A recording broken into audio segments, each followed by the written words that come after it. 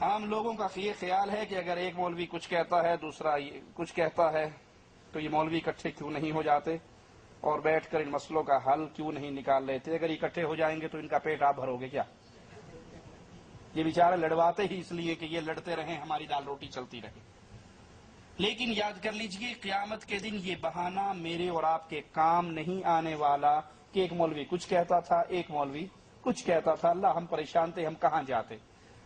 کیا خیال ہے سبزی بیچنے والے دو بندے کی دکان ہے، ایک کہتا 5 روپے کلو، ایک کہتا 4 روپے کلو۔ آپ دیکھ رہے ہو جو 4 روپے کلو والا ہے اس کے ٹماٹر گلے ہوئے ہیں، جو 5 والا ہے وہ ایک دم بہترین ٹماٹر ہے، تو وہاں جاتے ہو نہیں جاتے؟ کھوپڑی اپنی لڑاتے ہو، دماغ استعمال کرتے ہو، عقل استعمال کرتے ہو، تحقیق کرتے ہو۔ ٹماٹر کے لیے تو عقل استعمال ہو سکتی ہے، اللہ کے دین کے لیے عقل استعمال نہیں ہو سکتی۔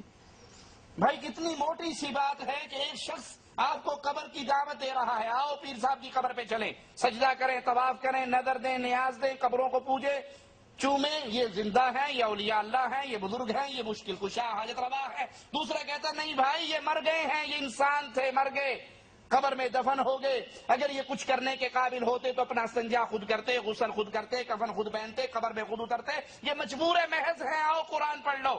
ایک اللہ کی توحید کی دعوت دے رہا ہے، ایک غیر اللہ کی پوجا کی دعوت دے رہا ہے۔ یہ بھی ٹھیک ہے وہ بھی ٹھیک ہے، جڑا جتھے لگا ہے ٹھیک لگا، سانو پتا کوئی نہیں، انہیں لتر پہن کے فرشتہ تو پھر اوتھے کھوپڑی ٹھیک ہوئے گی۔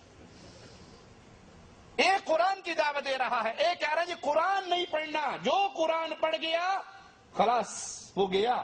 مولوی زکریا صاحب بھی کہتے ہیں قرآن پڑھنے سے پہلے 15 علوم پڑھنے پڑتے ہیں، نہ ایڈے اوکھے ہو یہ، نہ 15 پڑھیے، نہ قرآن سمجھیے، کھیڑی مکھی۔